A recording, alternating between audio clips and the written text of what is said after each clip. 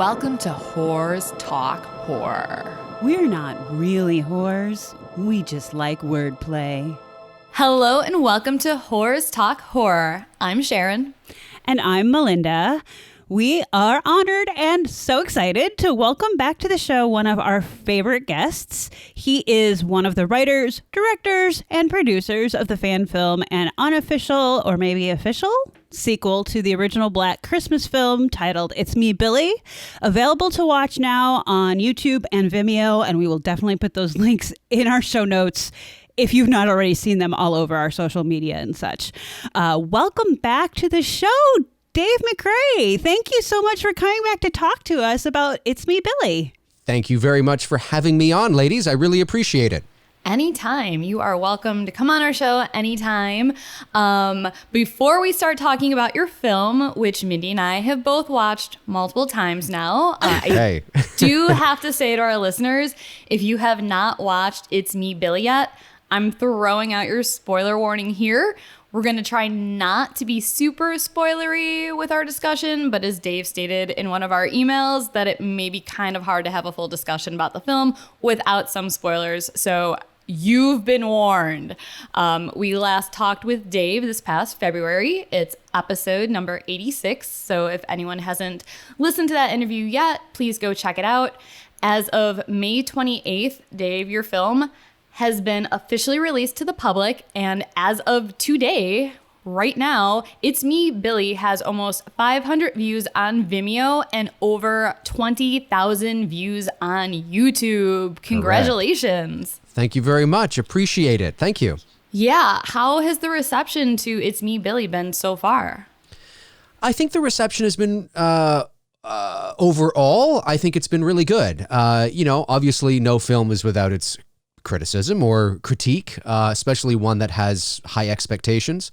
If you are a, big, huge Black Christmas fan, I can totally understand how some of the bold decisions we make in the movie, you're either going to you're going to get, or maybe you're not going to get. So certainly I can, it doesn't surprise me that there are some people that are like, I don't know. And what about this or what about that? Or I don't know. But in a general sense, I would say that the reception has been overwhelmingly positive, which is good. That's great. I've not really seen any negative comments, and if I do, I'm going to gloss over them. But, everyone's entitled to their opinion, and of course, if people think they can do better, then they should make their own fan film. Yeah. Well, and something too, like myself and Bruce, the one thing that we did with this film, and it's obviously not, now that the cat's out of the bag, and I made a post about this on social media, I can say this, is that, It's Me, Billy was designed to be episodic. And so now I couldn't tell you that when we were talking in February, and I couldn't tell anybody that, leading up to the release of the movie, because then that would give away that the film obviously ends on an uncertain note, and that, there's a bit of a cliffhanger, or there's, some unresolved questions that need answers. And I didn't want to let anybody know that, because then that kind of sets you up for that probability. And so we wanted people to just kind of experience as is. So there are a lot of people, and understandably so, especially if you don't follow me or you don't know anything about me. I mean, certainly some people have watched the movie and be like, that's it? I mean, you can't just end, what? That doesn't make any sense. Why would you do, so that's it? No, we're hoping it's not it. But when you do not have studio dollars and you do not have studio backing, I mean, if this was Netflix, you would have already been on to the next episode. You know what I mean? You would have been like, what? Oh my God, click, skip intro and go. You know what I mean? That's what you would have done. But when you don't have that kind of money, you have to do these things in stages. And, we can produce studio quality, but we don't have the money to continually do that, again and again and again and again over the course of like 3 months. It just takes way too much money. So we had to just do one episode and kind of put it out there and see how what the response is like. But yes, it is designed to be episodic. So we are hoping that we can at least bookend the story with another installment. Oh my God. I believe I already kind of said this in an email to Dave, but I'm just going to say it again, and I'll say it many times throughout this episode, but damn you and Bruce, that's an awesome idea. And I love the idea of having it be episodic, and now I'm like, next episode, please. Well, that's it. And, it's funny. It's not designed to be episodic in the sense where it's like, a whole season of, 9 episodes or something. I mean, I guess you could. I mean, if you sat down and you actually wrote it that way, I'm sure we could figure out a way to extend it over the course of a whole season. But we don't know if there's enough really to do that with Black Christmas. And the more you go on, the more the anonymity and the ambiguity begins to dissipate. And we've already sort of opened that up a little bit. There are some people that are like, I think the mystery's kind of gone now. And, and the further we go on, the more apparent that would be. So, but we do have an idea beyond what we've set to sort of bookend the story. So episodic in the sense that it just means it's more than one. Nice. I would disagree with the mystery is gone. I think you added more mystery to the story, and you took the story in a new direction and gave it like a whole new mystery. And because of what I'm anticipating you and Bruce want to do in the future with this film and where to take it, here's the $1 million question. Do you know if Olivia Hussey has watched it, or has she reached out to you? She has not reached out. I don't know if she has watched it. I can't remember what we talked about in February in regards to Olivia Hussey. But if I didn't say it then, I can say it now. We did reach out to her for this film. We wanted, spoiler alert, people can turn it off now, or at least fast forward. Go watch the movie and then come back. Yeah, right. At the end of the movie, when Sam is in the basement and she hears somebody behind her and she turns around and she says, "Grandma?" Yeah. We were hoping that we would be able to get Olivia Hussey for that cameo. The camera would then cut and show her, which would be, it would blow the lid off the whole thing. I think. And but unfortunately, there's 2 reasons why it didn't happen. The first and less so, but still very important, is obviously because of COVID-19 and the pandemic. And obviously we're in Canada, and the logistics of getting somebody up to Canada to do that and to be in the film, I mean, she'd have to quarantine for like 14 days and, the whole thing. And, so it was just the logistics of it, and she's older now too, obviously. She's 70 something, 71 or 2. So she obviously has to be a little extra careful because of her age in this regard. And we're very aware of that. So, just logistically, I don't think it was meant to be.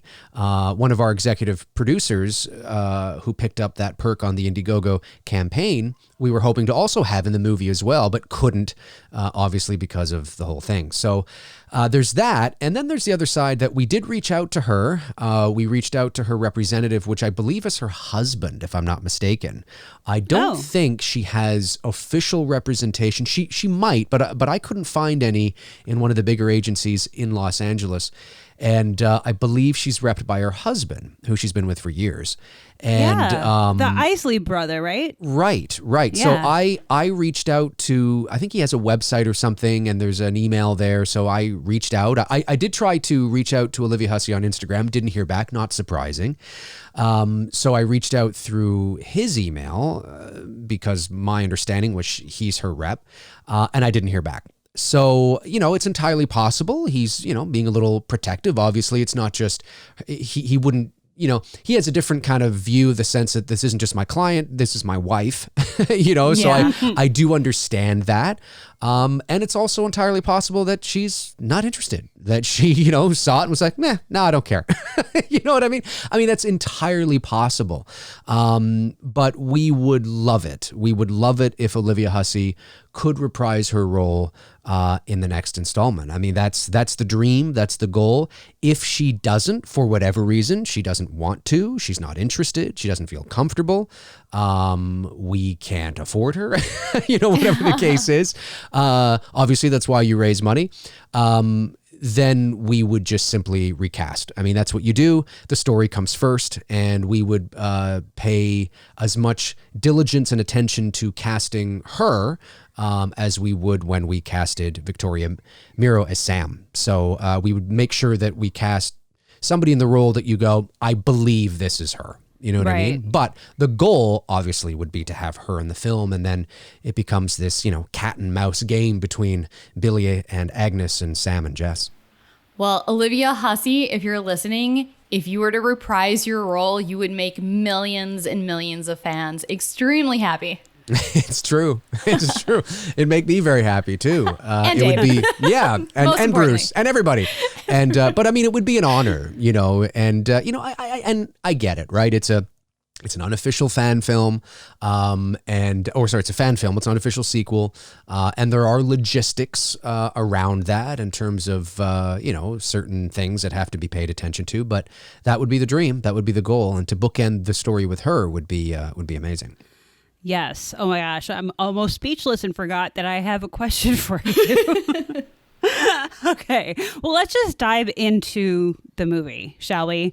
In case it's not already clear to any of our listeners, Sharon and I did love this film. Billy, I thought, really nailed the look, feel, and mood of Bob Clark's original. But what struck me right from the start was the writing.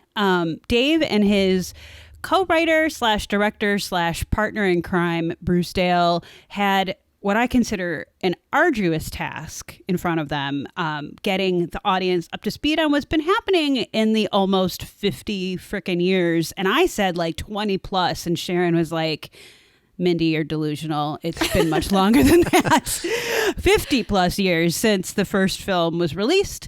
Plus, you guys had to introduce new characters, explain what they're doing and why we should care. Oh, yeah. And tie these new characters into the events of the original film. And then move the story forward and deliver new scares and deepen the mystery of Billy. All within 42 minutes. No big deal. Yeah, easy task. Well, you guys nailed it, and it's impressive as hell. So how on earth did you guys even approach writing It's Me, Billy, let alone deliver such a tightly written final product? It's a great question, Mindy. We wanted this story to be, the first half of It's Me, Billy is sort of like this psychological drama. And then the second half is when things, shit hits the fan, and then it becomes like this real horror film. But we wanted to, in horror movies, and we realize this, we have a short runtime. So what are our goals? Well, we wanted the audience to care about these characters. We didn't want these characters to be the archetypal sort of, she's the bimbo, she's the slut, she's the nerd. We wanted them to feel real, you know what I mean? And have distinct identities of their own. And we knew that we wanted our audience to care about these characters, and we needed to bring our audience up to speed, like you just said, of what's going on. We don't have the time or the budget necessarily to, in film, there's always the show, don't tell, right? You want to show your audience as much as you can without telling them.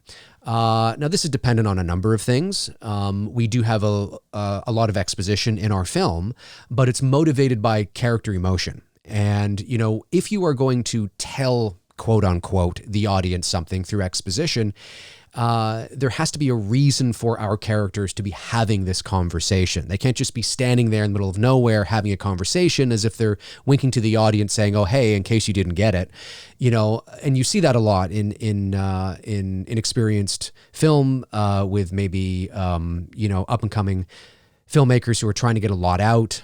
They tend to kind of just do an exposition dump.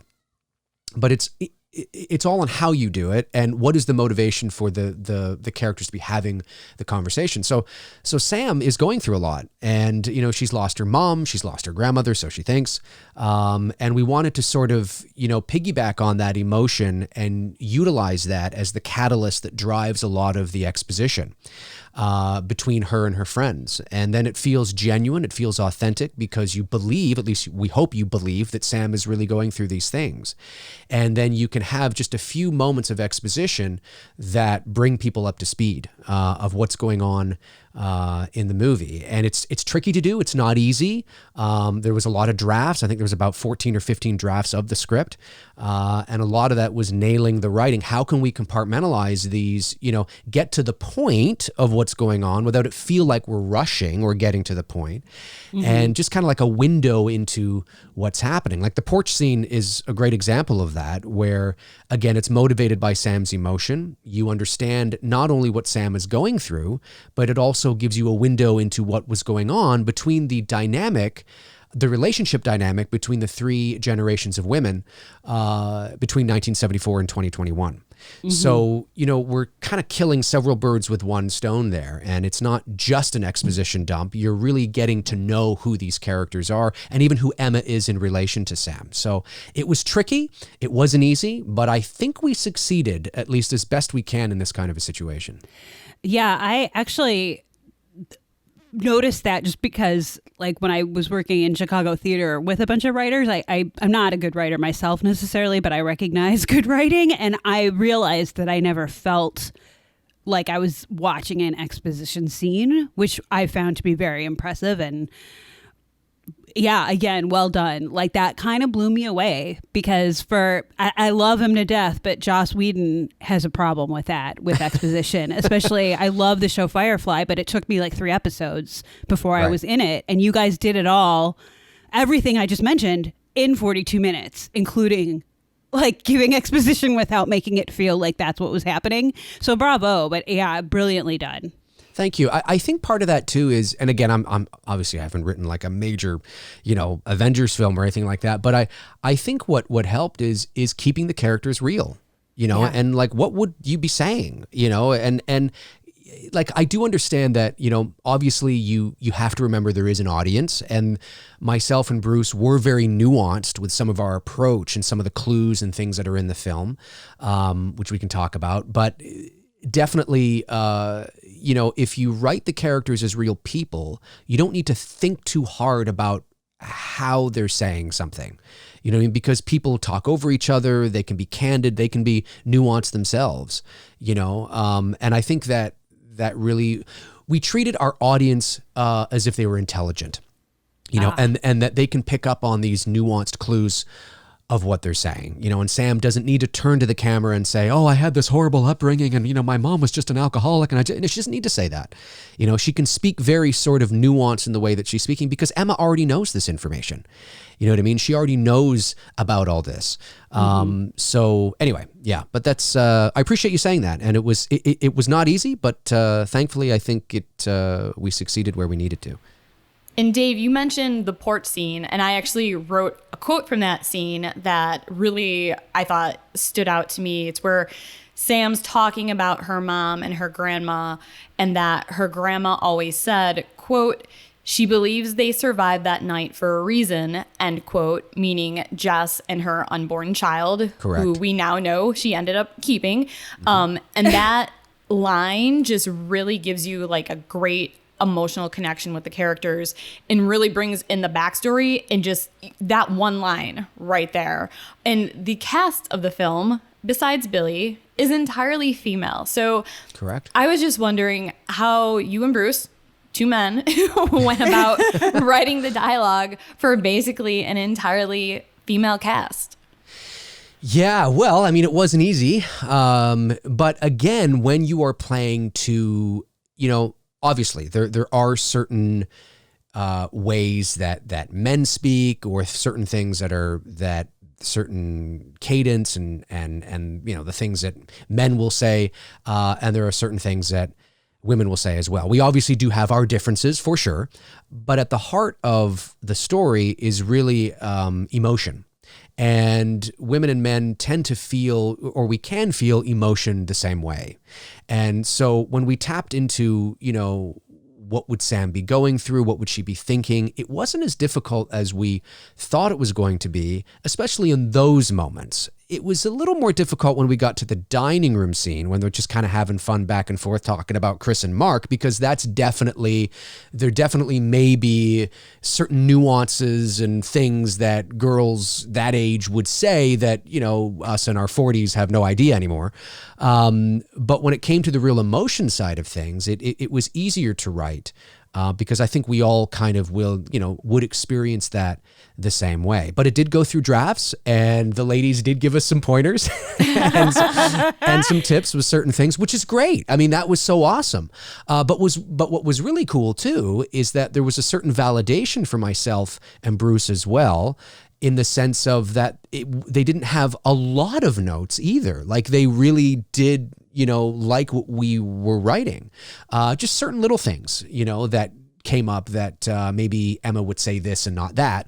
But overall, I think, we did a pretty good job. I think, when you focus on story and you focus on character, especially when you're writing a drama, I mean, if you're writing a comedy, you may have to be like, what's the lingo? What do 22-year-old, girls say now? I don't know.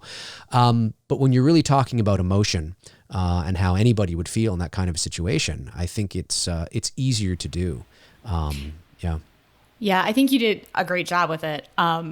Let's move on a little bit to the plot of the film. So Mindy and I both speculated on what direction you guys were going to take the film. And one of the reasons I think your film was so good is because you filled in the gaps and didn't try to make the film something that it's not. And it made sense to me, the direction that you took it. Unlike a certain 2006 film that I will not name. Right. But can you tell everyone how you decided to take the movie in the direction that you did, and be as spoilery as you want, since it's your film? Well, I mean, it's the kind of thing where obviously, if we were doing our own version of the original movie, like we were just doing a fan film, we got together with a bunch of friends and we were shooting on our phones and we were just having fun with it, then we would have approached the characters the same way. We would have had Billy more, not shown him, and we would have had it all POV, and because we're just doing our own version of that movie, and then, somebody else is playing Jess and somebody's playing Barb and all that kind of stuff. But we approached this film very seriously. I mean, it's a $60,000 movie Canadian. It's about $45,000 US. It's micro low budget in the world of Hollywood, but it's still $45,000 is still $45,000, and it's not your backyard kind of thing with your buddies, and we wanted to deliver studio level production value. We wanted to take this very seriously. And, we wanted to approach it from the perspective of this is the sequel to Black Christmas. So by moving forward with a sequel, you are by default, at least you should be, progressing the story forward. If you're not, and you're just recycling the same, then you're just doing the same thing over again, and the story doesn't progress. Characters need to progress. Story needs to progress and evolve. And now, how much is entirely up to the writers of the movie. But certainly we needed to progress things forward, and we wanted to do that, but we wanted to honor the original as well by tipping our hat to it and by keeping the essence of the original film there. So we made decisions like with the character of Billy, for example. The character of Billy, by and large, needs to be kept, his backstory and who he is, by and large. It doesn't mean we can't get to know little tidbits more. But I do agree that, by and large, he must remain sort of a mystery. But how do you develop a character like Billy without giving backstory to him? Well, you have to do that through the lens of the camera.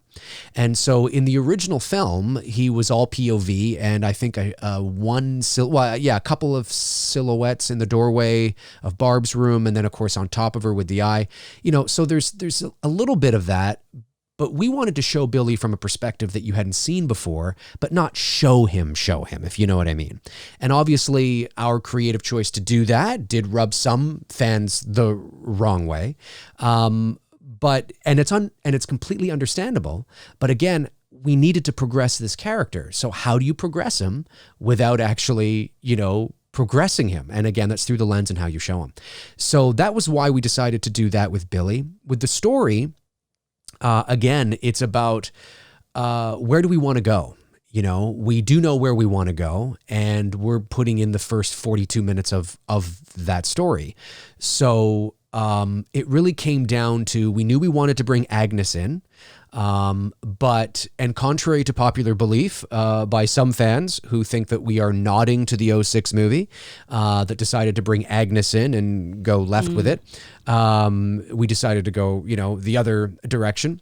Left, I mean, in terms of direction, not political. But, I can totally see people going left. What is he talking about? I just mean, people go right, some go left, some go up, some go down. It's just a figure of speech, folks. So they decided to go one way with it there. I'll phrase it like that. And we decided to go the other way. And the character of Agnes was not, like, Agnes being Billy's sister was not invented for the '06 movie. I have a feeling that especially younger people have probably seen the '06 movie more or over the original. The original is still one of those kind of, niche, obscure cult classics that not a lot of people have seen. So I can understand how when people see Agnes in our movie, they automatically make the association to the 2006 Black Christmas. That's not where we got it. We're not nodding to that movie. As I said on social media, when you are nodding to something, you have to like what you're nodding to. And we don't like that movie, so it's not a nod. We just, took that idea and decided to go the other direction with it. Now, it's also important to note that even Bob Clark, the character of Agnes, that name was introduced in the original film.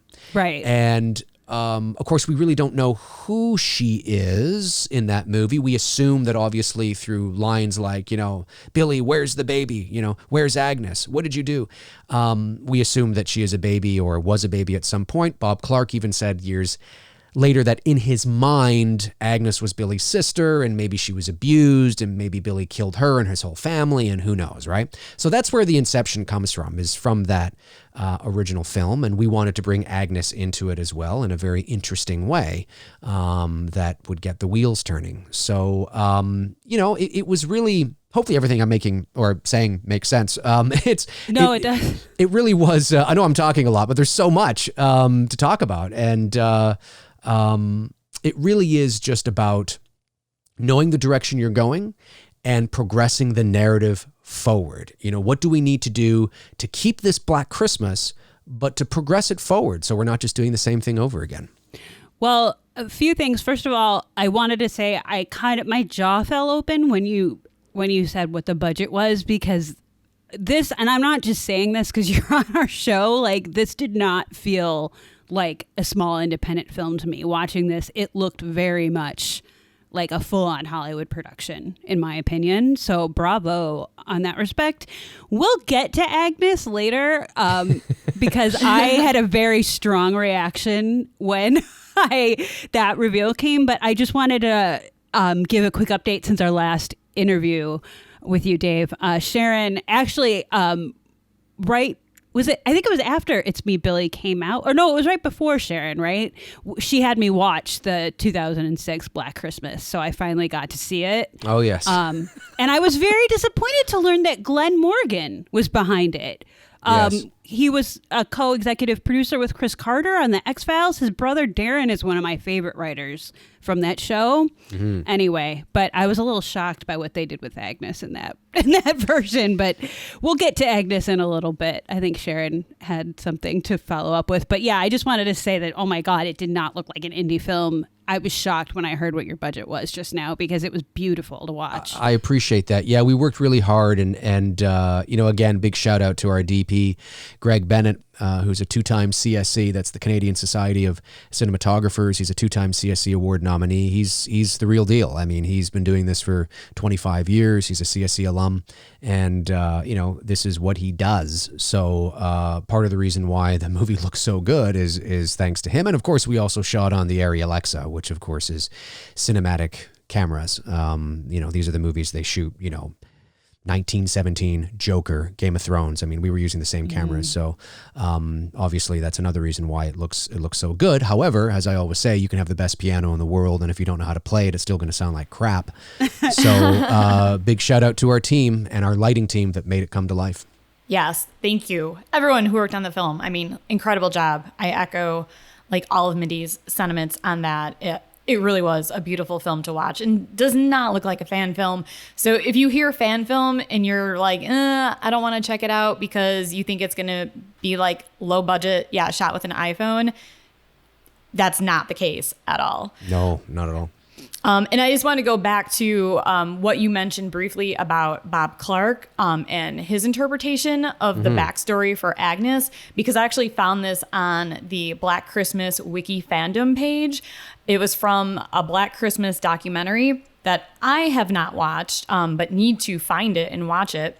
And in it, Bob Clark revealed that he had a backstory for Billy in it, and that Billy was the mentally unstable son of two parents whom he murdered on Christmas Eve, and then he locked his baby sister Agnes up in the basement, but she escaped, went to the police, and resulted in Billy being sent to a psychiatric hospital. So I don't know if you ever heard that whole backstory before or parts of it, and if you use that knowledge to help you with the storyline of your film. Yeah, I have heard bits and pieces of that, not to quite that extent, but I did know that Bob Clark did have in short, no. I mean, the answer, the extent of what you're saying was not taken into consideration to that full extent, obviously, when we were doing our film. My understanding is, and rightly so, that again, Bob Clark had that idea of who Agnes was and and her relation to Billy, but didn't necessarily reveal the extent of that on screen in the original film. And that is actually good writing. I mean, to any writers out there, even if you're not going to put the full extent of your intention on the screen, you as the creator have to know what that is, because it will only help to flesh out those nuances and details that you are putting into the character. Excuse me, and be able to either progress the story further with yourself or with somebody else. I mean, there's a great example of this in terms of a no-no in the film Halloween 5: The Revenge of Michael Myers from 1989. I forget the director's name now, Dominic Orthinian, something or other. Anyway, I always get his name mixed up. But there's. In that film, we are introduced to this man in black character that comes out of nowhere. And there's this famous quote, and I'm paraphrasing it, of course. When he was asked, what is this all about? He says, I don't know. He said, the film didn't have enough mystery, so I'll just let the guys who are going to do the next one worry about who he is. I mean, that is one of the biggest no-nos of all time. And now that doesn't mean that the next guys who come in can't figure it out and make it work, but that's not what you don't put something into a movie just for the sake of creating mystery. You as the creator and as the writer have to know where you're going. Even if it doesn't end up going in the way that you want it to, you have to know, because it's those subtle nuances that you bring into that character that can help it feel fulfilled and complete. And so Bob Clark did know, even though it didn't wind up on screen fully. But to the extent of what you're talking about, I knew bits and pieces of that, but I did not know actually that, I'd have to see the documentary. I didn't know that she was supposedly had escaped and went and called the police, but, which actually ties into your story even better, in my opinion, especially like the fact that you didn't know that, like, that's just like, great. Like it ties in perfectly. Yeah, not to that extent. I didn't know. Certainly, again, I knew their relationship and that he likely maybe abused her and he killed his family and all that kind of stuff. But not the escaping part. No. I think I do have a Blu-ray like collector's edition of Black Christmas, and it's a 2-disc set, and it has a lot of extras on it that I haven't even made it all the way through. I think that documentary might be on there. I'll have to check, and if it is, Sharon, we'll watch it. But I just got a text from Bruce, and he says, hello. Hello, Bruce. We love your booby. I will let him know. I know that there's a lot of TV shows, I feel like, that do that a lot, and it's very obvious for the ones that like go in and just are like, let's do this because it's cool. And I'm not going to name any because I don't want to get anybody in trouble. Besides like those that do, you're right, maybe the story gets away from them, but they did sort of have an end game in like a full fleshed out story in mind when they started. It's kind of obvious sometimes which ones do and don't. Yeah, and that's part of what we've, and again, for those of us, or for those who are watching It's Me, Billy, please understand that the movie doesn't end like that just because we didn't know how to end it or we just wanted to be shocking or cool. We definitely know where we're going. And like I said, if this was Netflix, if we had Netflix or Hulu behind us, I mean, we already would have been on to the next episode, So, it's deliberate. It's not just because we ran out of money or something. The second time that I watched It's Me, Billy, I actually did a double feature and watched the original film and then your film right after. And I have to say that watching back to back, the two tie together like so well. So anyone who hasn't watched it yet, or even if you have, I suggest doing a double feature just because I think you'll appreciate It's Me, Billy even more and see how well it really does go together. And I actually watched the original using subtitles because it can be really, really hard hearing everything that Billy's saying in the phone calls, especially when he's talking about Agnes and the rabbits. When you and Bruce wrote the screenplay, how much did you guys utilize Billy's dialogue from the original film to help write the script? Great question, Sharon. So Billy's dialogue was written in the script when Sam is on the phone in the movie. Obviously, we have 2 phone calls in our movie. We would have loved to have had more, but being a short film, obviously, that is how many we had.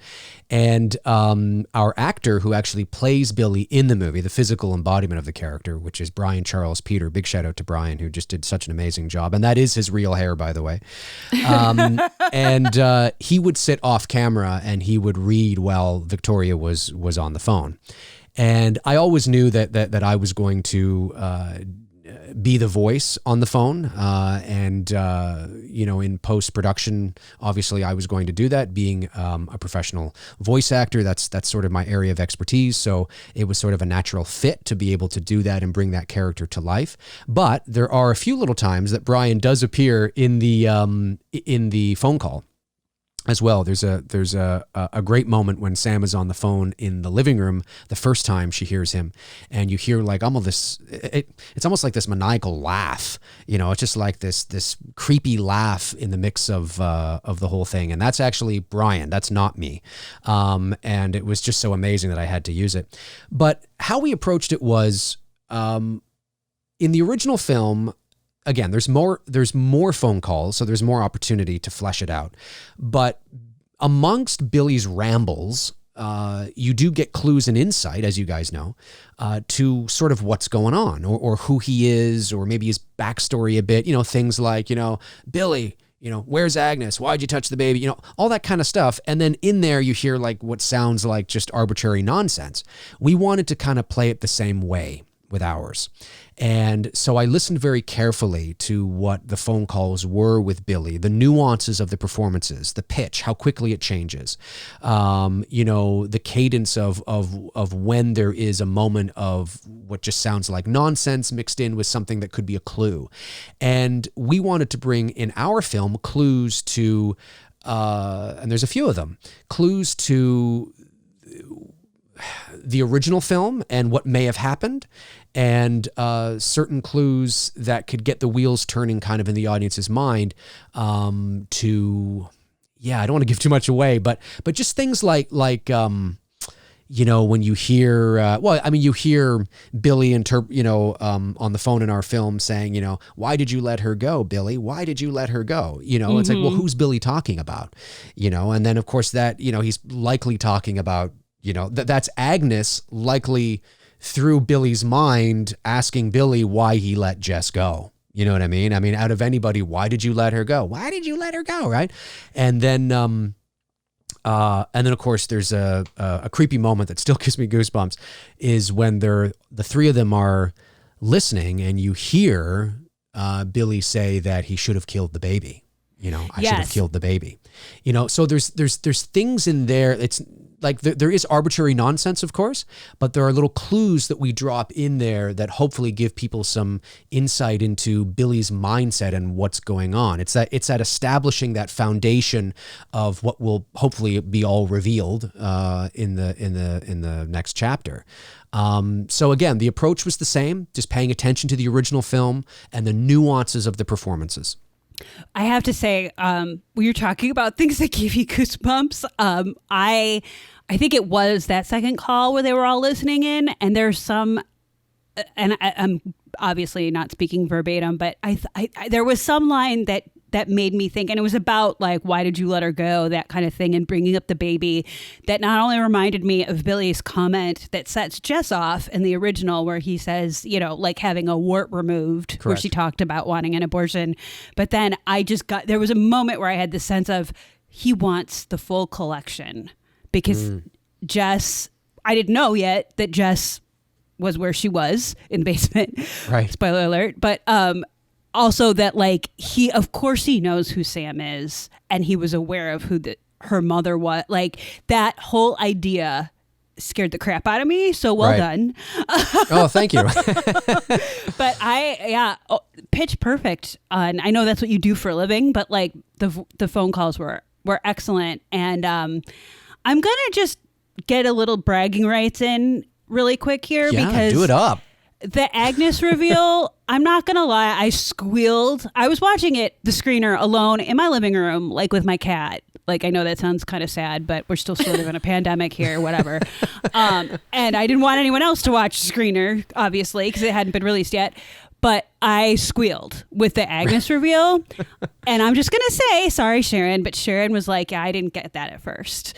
So, sorry, Sharon. You won at trivia when we played our last trivia round. I have to throw that out there. Did you suspect when Victoria ran out to the car and it was Mrs. Crane? Were you at any moment thinking, I don't know? Well, I was nervous because anytime you're in a horror movie and you're in a sort of house that's out in the middle of nowhere and you see a random car, you always get worried. Yes. But I didn't suspect. And I literally, Sharon was out of town actually while I watched it. And I think I told you this in the email, Dave, but and spoiler alert already, if that's not evident, but I literally didn't care that she was out of town. I texted them, Sharon and Spencer, oh my God, Sam just got in the car and the lady revealed that her name is Agnes. Like I lost it. I felt like maybe I should have seen that coming, but I didn't, and I loved it. So how did that come about? Like, how was that reveal? How did you guys come up with that reveal? Because that got me for sure. Well, we just, again, it all comes down to knowing where you're going and knowing the style of movie you're creating, the foundation for what we're setting, right? When you look at the Black Christmas 2006, or Black Xmas, I guess it's actually called. Right. To have this crazy carnival barking, type of reveal of Agnes in that movie makes sense when you look at the rest of the movie.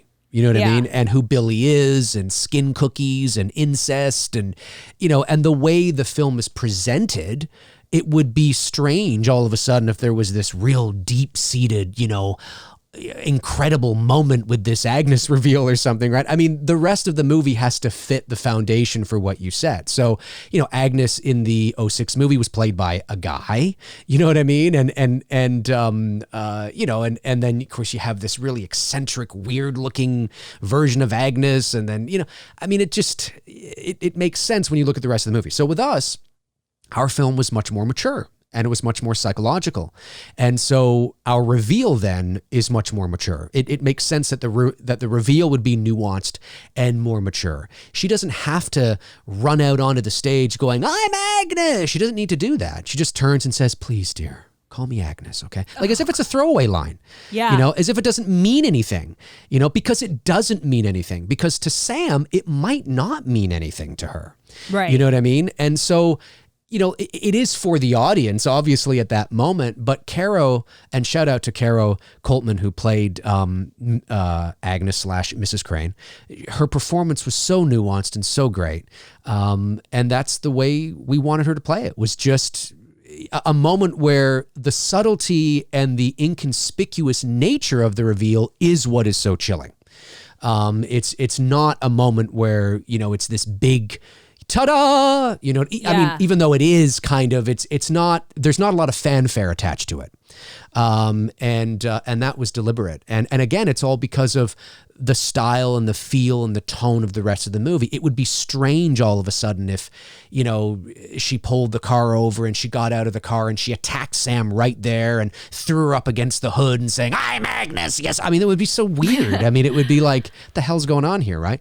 So the reveal had to play with the rest of the tone of the movie.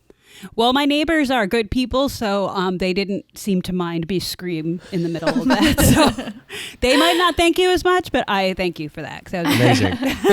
That was a good one.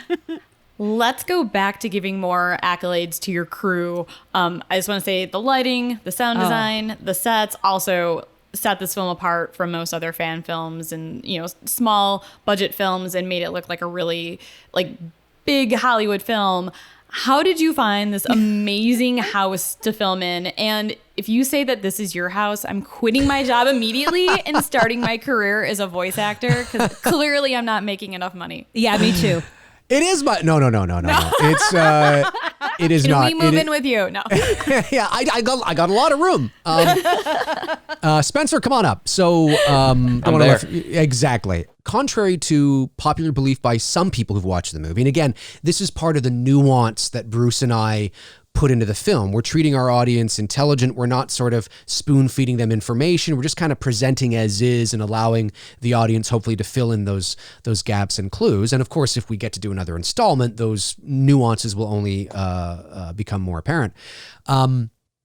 But contrary to popular belief, the house that is in It's Me, Billy is not the Black Christmas house from the original film, nor is it supposed to be the original house from the movie.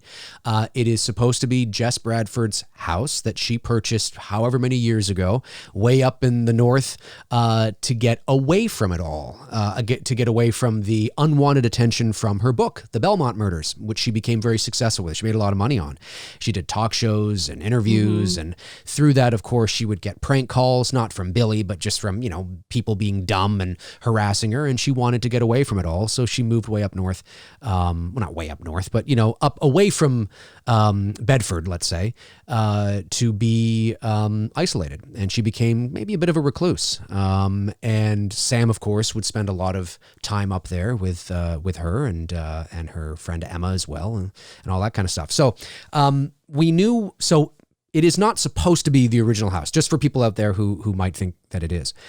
But we knew we wanted to have a location that was very reminiscent of the original house.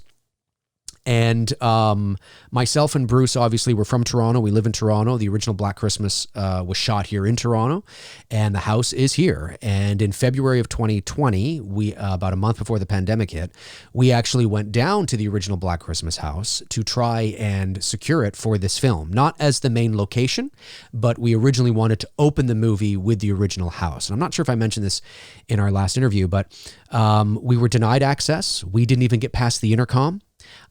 So the opening of our movie is, there's two things that are happening. It's a bit of a meta approach.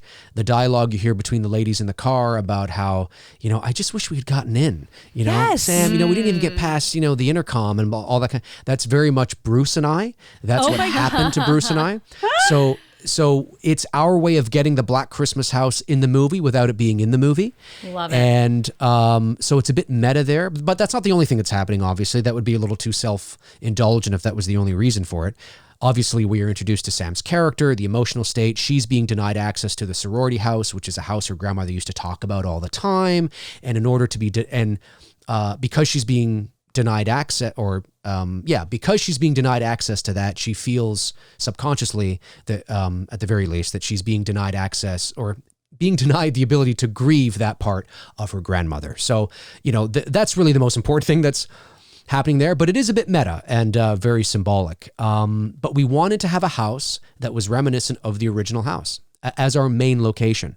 And we were looking at mansions in Toronto, obviously Toronto being the 4th largest city in North America. Obviously it's not, there are affluent areas of the city, and some that do have their homes up for film crews and things like that to come and shoot. But as you can imagine, it ain't cheap.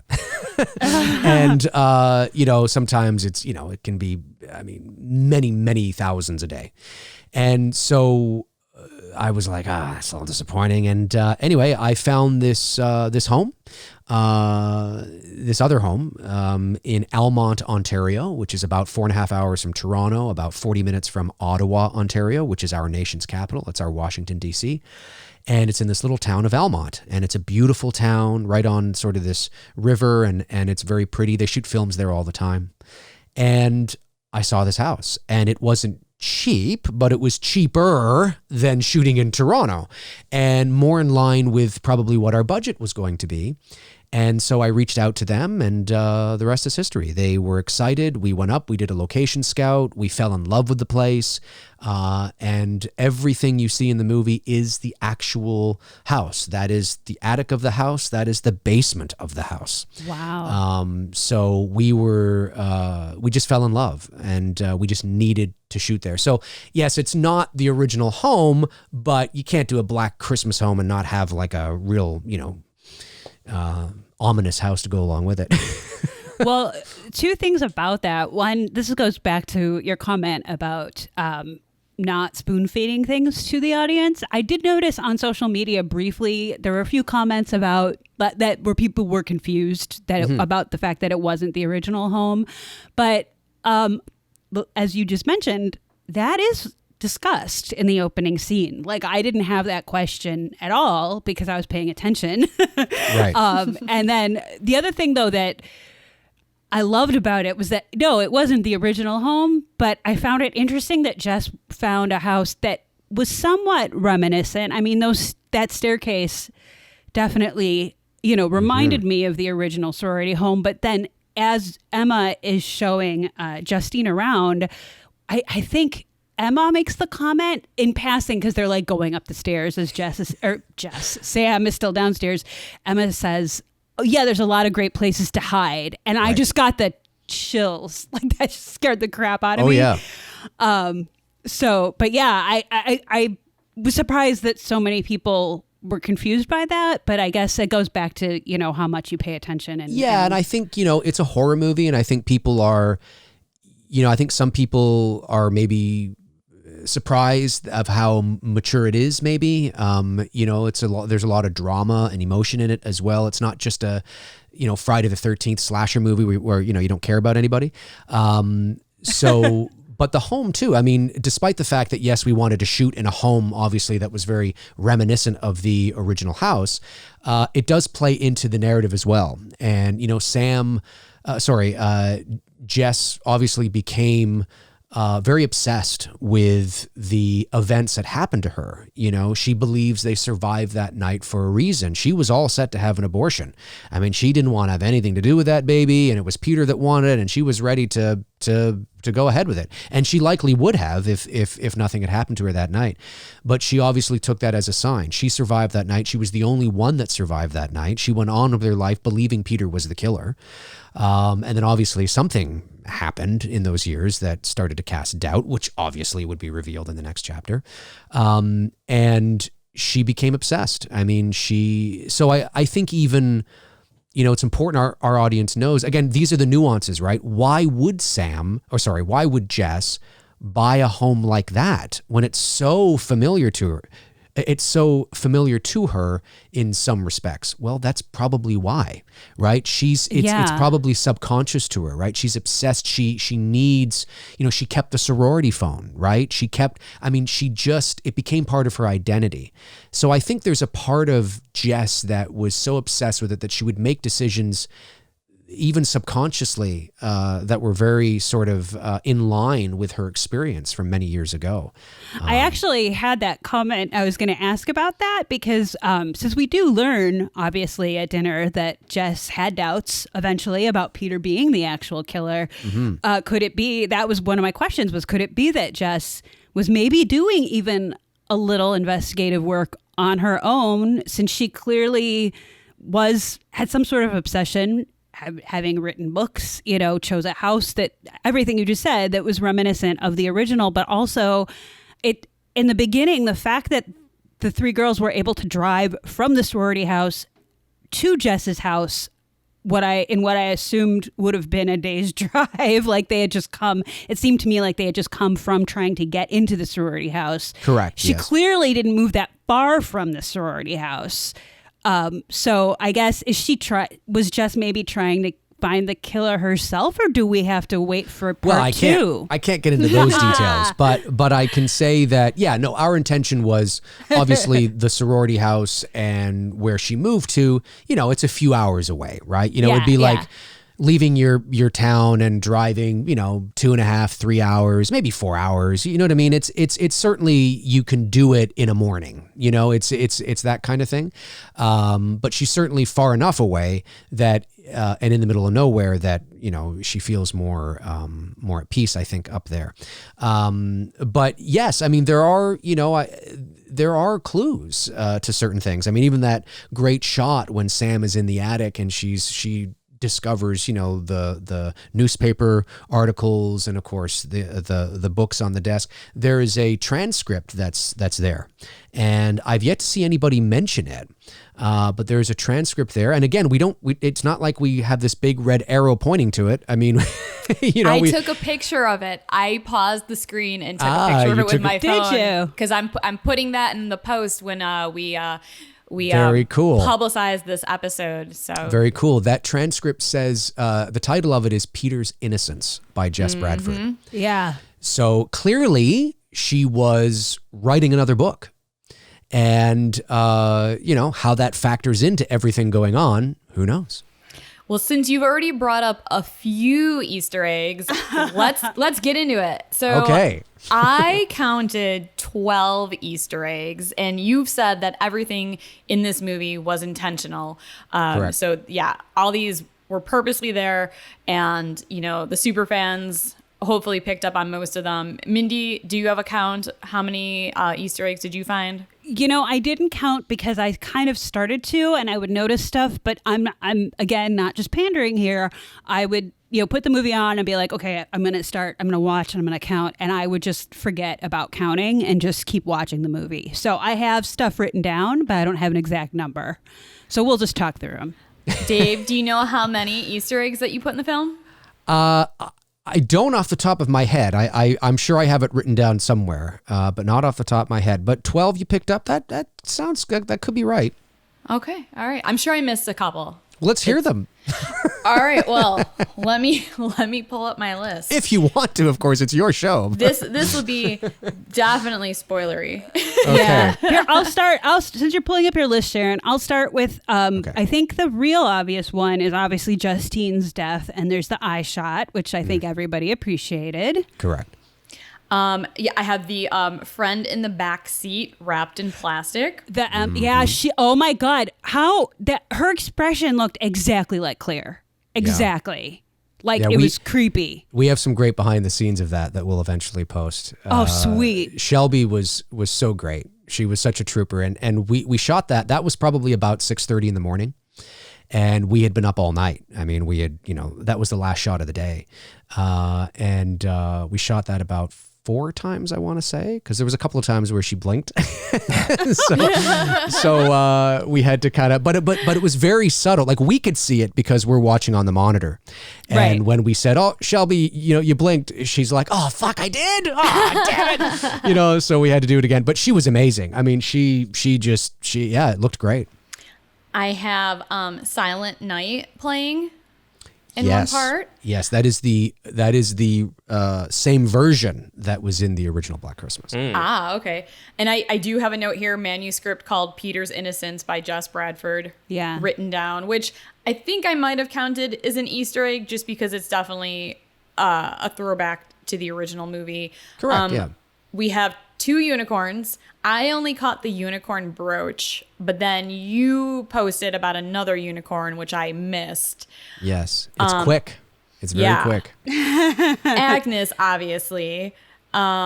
the house itself, and even like down to the curtains in the film, were so reminiscent of the sorority house.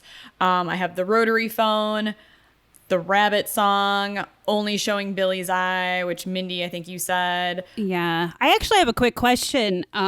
And I guess this goes along with the whole Easter egg thing, but the sound, the piano, the discordant piano sound, and with the POV shot at dinner, was that a new sound cue that like you guys developed to sound like the original, or were you guys did you somehow like use the original kind of? No. All sound design was new. Gotcha. It was just reminiscent. We wanted it to be reminiscent, updated, a newer version kind of, you know what I mean?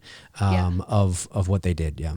But I think that was definitely, I counted that because it was sure. very, very reminiscent. It was great. That was intentional. Yeah. And even the title of your film, It's Me, Billy, is the last line in the original Black Christmas. Correct.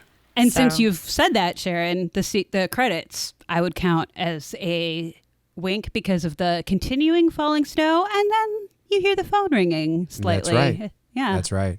There's one too that I don't think anybody's seen. If you look closely in the attic, Billy, when he's sitting there, yes, we have this bare bulb. And we love the contrast of that. But if you look to the wall to the left of the bare bulb, there's the initials BC. I was going to ask you about that because I was wondering what that Billy, obviously, but what the C Well, means. not necessarily. For us, it was Black Christmas. Oh, very cool. Well, also, if you take Agnes's last name, Crane, and put it with Billy, you it's got Billy spelled with Crane. A K, though. That's true, too. Well, that is spelt with a K. That is true. Yeah, in the credits is spelt with a K. But Ignore me. No, but it's not a bad... I mean, I totally... it's fun. I like when people speculate like that. You know what I mean? Speaking of speculation, here's a nerd alert right here. On our previous episode, Dave, you and I kind of geeked out over Robert Wise's The Haunting, and naturally, when the neighbor will say, we've already spoiled that, but when they first get to the house and Sam meets the neighbor, she introduces herself as Mrs. Crane, and I right away was like, oh my God, that's a reference to The Haunting, because of Hugh Crane and like Only to the you, Crane Mindy. family. Well, Dave likes The Haunting as well. And then as the credits rolled, I was like, oh, it's spelled with a K. It's probably not a reference. But I was hoping that was what that was. It's actually not. I've always liked the name Kane and Crane. There's something, I don't know, something eerie about the name Kane and something eerie about the name Crane for me. So I just, it just felt kind of, I don't know, just, no, it's not a nod to anything, unfortunately. But is her name Agnes Crane? I don't know. We'll have to wait and see. Okay. All right. So, Dave, we have one last question for you. Okay. If you make this a full-length version or a full-length film of It's Me, Billy, or you have sequels, whether it's one or multiple sequels, can Mindy and I be extras in the film? Yes, of course. I mean, geez, if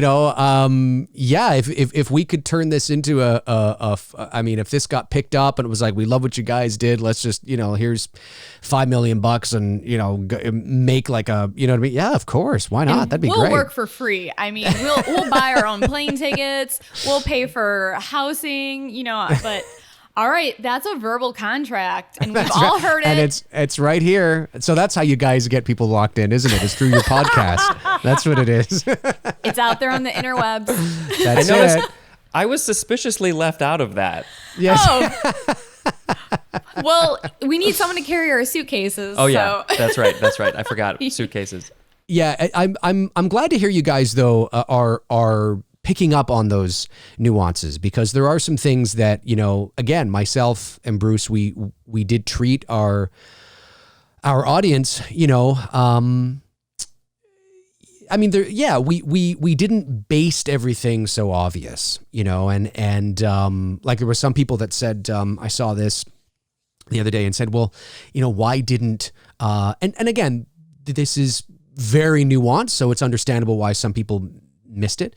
But some people said that, I don't understand then if, she couldn't find her, what phone was Billy calling Sam on from the attic? If he's using the phone to call downstairs, which is what you would assume, obviously, then when Sam is in the attic, what phone is Billy using in the attic? And why didn't she, go get the car keys and leave? And I don't get this.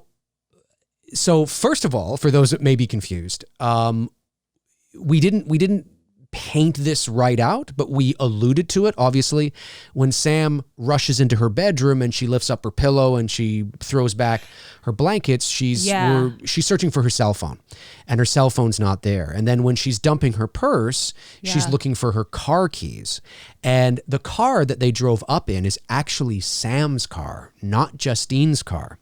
In the opening of the film, Sam says, "Thanks for driving. Sure, you don't mind." And our intention was that obviously Sam is too emotional to drive because of just being denied access to the house. She's just feeling kind of upset. And Justine was like, "Hey, no worries, I'll drive." And then of course, when they get to the house, just before they enter the house, you see Justine pass Sam her purse. So again, it's nuanced, it's subtle. We totally understand why somebody could think that it was Justine's car and it's her car. Completely understand that. And maybe we were too nuanced, maybe, on some things. But we really wanted to play certain things as is, and not draw so much attention to being on the nose with some stuff. The phone that Billy is calling from is Sam's cell phone. I mean, that's what we're trying to allude to. But instead of showing Billy dialing a cell phone or up in the attic with a cell phone to his ear, which we thought might be a strange visual, we just kind of thought that we'll just imply it, where, oh my God, she's throwing up the pillow. She's, where is it? I don't get it. And hopefully fans would put two and two together. But in the next installment, again, these details that might seem a little kind of like, well, I don't obviously would continue to be fleshed out. Ooh, yeah. I have a new theory now about what might happen in the next installment, but I'm going to keep that to myself. And we're not going to give this spoiler away, but there was a moment where, Billy calling from the cell phone, I could see how that could have been read. I don't know how to say this without being spoilery, but what you revealing that now makes a certain scene make a little bit more sense. Right. And that's all I'm going to say about that. I don't want to give any spoilers away because it's a good scene, but it's the kind of, again, we were nuanced, and I think it is I do believe that it is a fair criticism if somebody says, okay, I guess I see it, but I just didn't get that at all. I think that wasn't clear enough. I can understand that totally. But nothing was made arbitrarily. Like there was no, decision we made where we just half-assed something or didn't think about it. We were very calculated in that. I mean, so much so down to the number on the rotary phone. I mean, that phone number that you see, and this is a deep cut for hardcore fans. Yes. When we smash zoom onto that phone, in the original film, there's a scene where John Saxon's character comes over to the house to investigate. He comes over with a lineman, I guess, or something, who introduces himself as Bill Graham. And he walks into the living room, and there's just a quick moment where he calls the operator. And he says, "Hi, operator. Yep, I'm calling from 5596114. I think that's the number." And he says that. And when I saw that scene, I was like, I got to have that in the movie. And then so I wrote that number on the actual, plate of the film. So real deep cut hardcore fans would be like, "Oh my God." So if there was any doubt, no, that is the house or the phone from the sorority house. Jess lied. She didn't get rid of it despite her mother's wishes. She kept it. I actually totally do. It's funny because in my notes in front of me right now, I do have that written down. And I was going to ask you about that, and I totally forgot. But that's okay. You were spot on. 5596114. Very good. No. You're the ultimate fan, Dave. Well, again, those are the subtleties, right? Those are those things that we, some things we were very nuanced on, like, "Thanks for driving, sure you don't mind, things 100%. And then there's other things we were maybe not as nuanced on, but a little sneaky, you know what I mean? So yeah, it's the kind of movie that there's a lot to sort of unravel. There's a lot of layers there. Yeah, I don't think you necessarily need to spell everything out for everyone. I don't either. No, I agree. Some people need that, but and as far as Sam running up the stairs, I mean, of course, everyone's like, "No, what? You go out the front door, don't go up the stairs." But as soon as I saw that and I realized, okay, well, that's what Jess did in the original. You know, like she went upstairs to check on her friends, Right. even though she knew that she was in danger. So I was like, well, Sam's just a badass like her grandma. Yeah. Well, yeah, there's that too. And you know, there's some mistakes that Sam is making along the way too. You know, so there's certain, again, it's so hard because you don't have that next installment. But you're right. I mean, she's brave. She's like her grandmother in that regard. But there are some things that you know, there's a few things that she does that it's kind of like, what are you doing? What are you doing that? But of course it's on purpose. And, what was I going to say? There's something else I was going to say with that. I forget now. Oh, well. Well, while you're thinking, I'll just jump in real quick. A Black Christmas Legacy, I think, is the name of the documentary, and I do believe it is on the Blu-ray if anybody is interested. Is there any chance that we could get a blooper reel? You know, it's funny. We've been asked that quite a bit, actually, and there are not too many bloopers. I mean, there's awesome. A lot of behind the scenes. There is a behind the scenes that will eventually be released. It's actually going to be about an hour long. So you'll be able, it's going to be longer than the movie. So you'll be able to see, you know, the production and how it all came together. That's really all I want. Yeah. But in terms of like bloopers and deleted scenes, there wasn't a lot of fat. There really wasn't. We were so prepared. The actors were so tremendous and so prepared. And there just wasn't a lot of, I mean, there's a few things that, you know, kind of, but nothing that would be worthy of like a blooper reel or anything like that. Like it was pretty tight. I thought about that when you mentioned the shot in the back seat of the car where she blinked. Yeah. You know, I just love to see all those different takes. I've just always loved bloopers. So for sure. Yeah, no, that's definitely there. That's definitely there. That's something I could put up for sure. Do you have a release date for that? No, we don't. Our first priority now, obviously, is to get all our Indiegogo perks out to our backers, and obviously that includes the Blu-rays and all that. We have to create that now and get the T-shirts printed and the posters printed and you know everything that came with the Indiegogo campaign. So that's kind of an ordeal in and of itself. And so that's the next steps, I would say. When that behind the scenes will be on. The behind the scenes will definitely be on the Blu-ray. When it will appear on YouTube, I'm not sure yet. Awesome. Well, yeah, if you have another Indiegogo, we will definitely be supporters for sure. Absolutely. Because we want to see the next installment. I do too. Yeah. And if there's any way that once they're made, we can actually purchase Blu-rays, I would be down for owning this. So for sure, yeah. Just saying. We've had a lot of people reach out and be like, oh, I missed the Indiegogo campaign or, you know, whatever it is. That is something that we're going to be talking about. Oh, great. And kind of we have to sort of, you know, see what the cost will be for the extra. And because there's quite a few people that want them, and then we got to kind of budget for that. And but as soon as we know, like we'll let everybody know. Great. Thank you. Dave, thank you so much for coming on our show and talking with us again. It's always a pleasure. Thank you for having me. I love talking with you guys. I appreciate the support that you guys have offered to the film, obviously, and I'm glad you guys enjoyed it. I was a bit nervous with Mindy, you know, being the huge Black Christmas fan. I got to admit, you know, when you sent me that email and you were like, hey, I'm about to sit down and watch this, I was like, oh God, here we go. You know, I was like, you know, and then, you know, like, an hour goes by and I haven't heard from you yet. And I'm like, oh my God, what's going on here? You know, I mean, the movie is only 42 minutes. What's going on? No!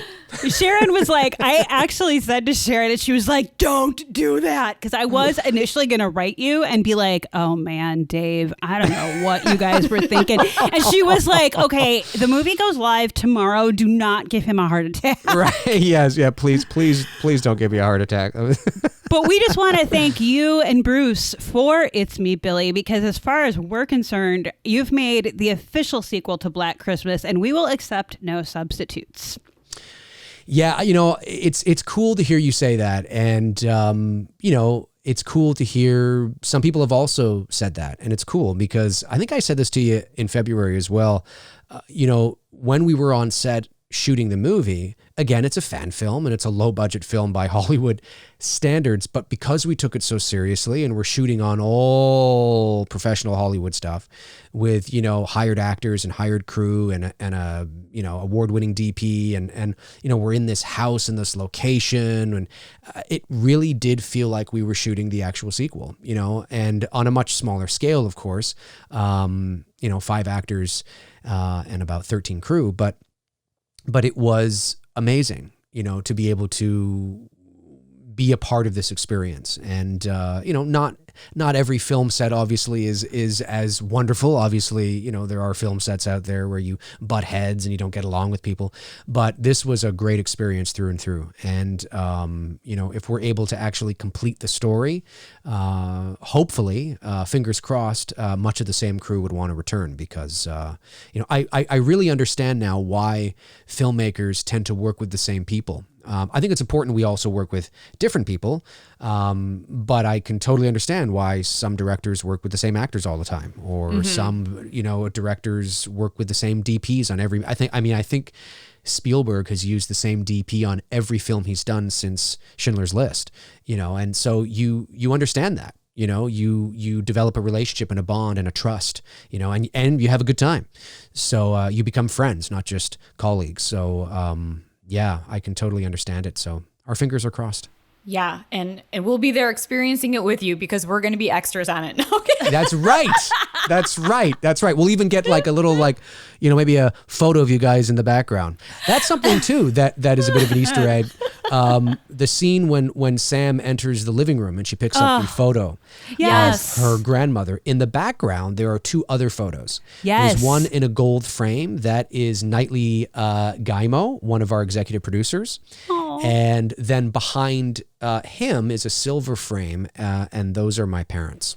Nice. And, Very nice. So I got them in there too. Do you want to tell everyone again where they can watch It's Me, Billy, and also let everyone know where they can find you on social media and the YouTubes? And if there's anything else you want to promote or say, have at it. All right. Well, you can find me on YouTube under Dave McRae. McRae is McRae. Dave McRae on YouTube.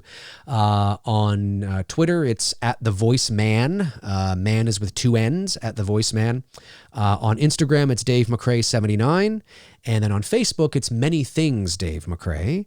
And you can find It's Me, Billy right on my YouTube channel, the Dave McRae YouTube channel, or you can just, YouTube It's Me, Billy. And I believe it's the first thing that comes up. And you can also find It's Me, Billy on Vimeo. If you are planning on watching It's Me, Billy on a big screen, like a 60-inch TV or a projection screen, we recommend Vimeo.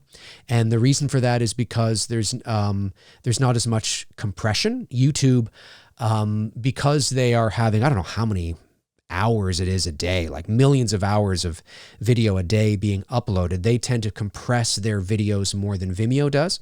So if you're watching it on your phone or your tablet or something like that, not a big deal. You can watch it on YouTube. But if you want to get the best picture quality possible on a big screen, we recommend Vimeo for that.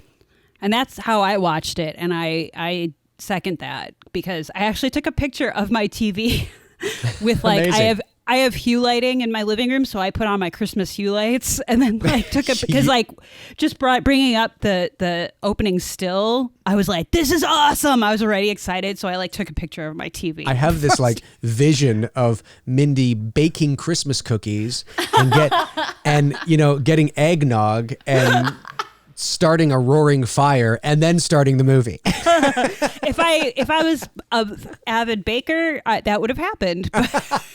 Next watch. Yeah, That's it. Exactly. I also just want to give a quick shout out to the wonderful drone footage at the beginning of the film. It was beautiful. Yes. Thank you so much for bringing that up, Spencer. We would be remiss if we did not give a big shout out to Adam Gamble of Rise Up Pictures, who captured these amazing shots. This is what he does. Our drone pilot was amazing to work with. Such a nice guy, very professional, very knowledgeable, and and it was serendipitous. I mean, when we went up there was no snow. We got to the location. November in Canada, obviously, depending on where you are, there can also not be snow. I mean, we really don't get snow here. Contrary to popular belief, we do not live in igloos and it's not snow all year round. And you guys are in Chicago, right? So that's basically, we get the same weather. So it's not unprecedented, as you know, to be November and not have snow. Mm-hmm. And so it was like that. And we were prepared to not, to just kind of roll with it and, kind of, okay, well, it's Christmas, but it's kind of, there's no snow. But it's the day we got there on Sunday, it started to snow that evening. And not just snow, snow to the point of the snow that you see. And it was unreal. And what luck, incredible. So happy accident. Yeah. Yes, 100%. It's like it was meant to be. Yes. We couldn't, it started to sprinkle a bit and we were like, oh, this is cool. Maybe we'll get a dusting.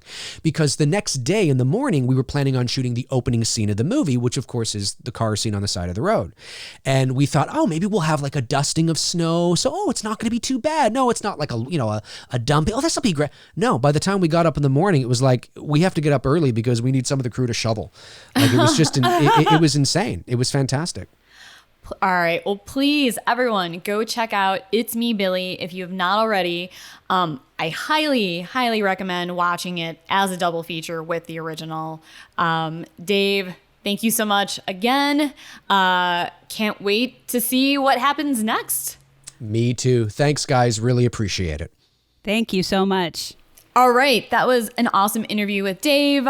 Thank you all for listening to us. We will include the links to Dave's websites and also the links to watch the entire 42-minute film, It's Me, Billy, in our episode description. As always, you can write to us at whorestalkhorror@gmail.com with anything you want to share with us, whether it's ghost stories, true crime stories, creepy stories, UFO stories, whatever you want us to read on our show. Any recommendations for things to watch. We love hearing from you. If maybe you have a grandmother who wrote some best-selling books about a murder situation she was in when she was in her college years, please let us know. Please also subscribe to us, rate and review us on your streaming platform of choice. It does help us get more exposure, especially iTunes, I think, but we'll take what we can get. If you are able to right now, please join our Patreon and get early access to episodes, see exclusive posts, and maybe get some cool stuff in the mail. Please be kind to each other. Stay safe out there. And as always, thanks for getting creepy with us.